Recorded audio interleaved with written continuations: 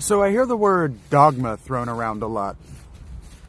You hear it in non-religious contexts a lot, especially by people who are Catholics, former Catholics, or learned to speak by listening to Catholics, spending time around Catholics. And whether they're using it incorrectly or out of place is kind of irrelevant to what I want to talk about, but I do kind of want to talk about dogmatic thinking. Because I think people who don't listen to Catholics or really don't understand what dogma is or what it means to be dogmatic get themselves into dangerous places that they can't get out of. And that's because a lot of people never intended to be public popularizers, so they never learned how to be a public popularizer by watching public popularizers. They watched one, and then they wanted to imitate that one because that one was particularly successful enough to get their interest. You see what I'm saying? And so on some level, I am still responding to the fact that, yeah, I know, accidentally I kind of shat on a teenage girl, and when you do that, it's a bad look, and I get that, I know that. But something that I think that homosexuals and neo-pagans don't understand is that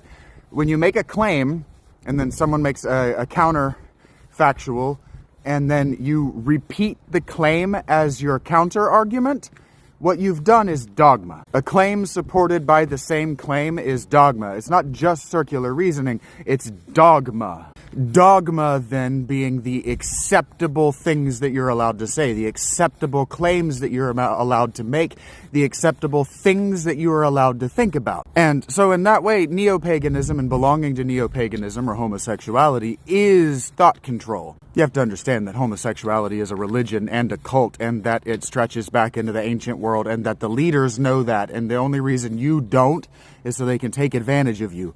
Same with neo-paganism and feminism. So the Democrat Party in general. Hell, that's what woke is. I mean, that's every sub and counterculture that wants to make it thinks they're fighting against a Catholic Church that never existed. I keep talking about this. Are you guys not listening to me?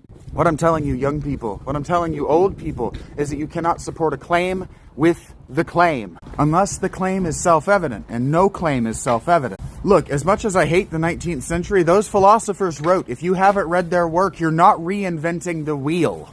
You're just ignorant. And, you know, ignorance isn't bliss, it's its own kind of sin. I often think of ignorance in the context of that Eddie Izzard bit, where he's making fun of the NRA, and he says, you know, the NRA's slogan is that guns don't kill people, people kill people, right? And he goes, well, what if a monkey had a gun? Wouldn't a monkey be able to kill somebody with a gun? It's like you give a monkey a little semi-automatic handgun, and they're just pagoo, being a monkey, pagoo, being a monkey, pagoo, ha ha ha, being a monkey. Well, that's what ignorance is. You don't know that the tool in your hand is actually a weapon of mass destruction. I'm talking about your phone.